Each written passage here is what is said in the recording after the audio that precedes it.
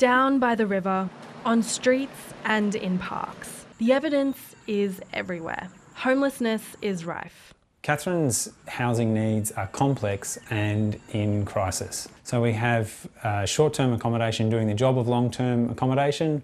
We have the hospital acting sometimes as crisis accommodation. Katherine's tiny hospital and busy supermarket are the only ones for miles, and people travel for hours from remote communities to access services. But when they arrive, there's nowhere to stay. We see the flow-on impacts in crime and justice, in health and medical needs, and a range of other social issues. Advocates say the accommodation crisis has become so bad, people are skipping hospital appointments, and patients on dialysis are sleeping in tents. You're 16 times more likely to present to the emergency department at Katherine Hospital if you're sleeping rough than if you're not sleeping rough.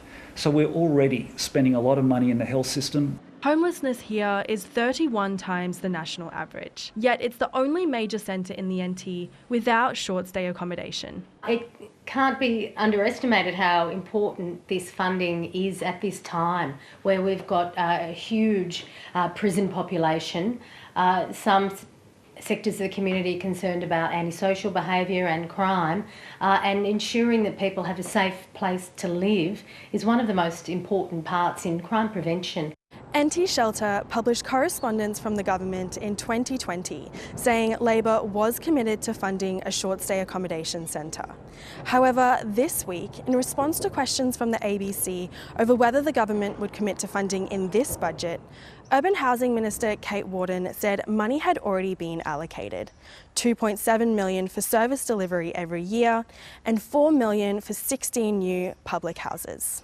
The ABC contacted federal CLP candidate Damien Ryan and Labor candidate Marion Scrimgeour, but did not receive responses.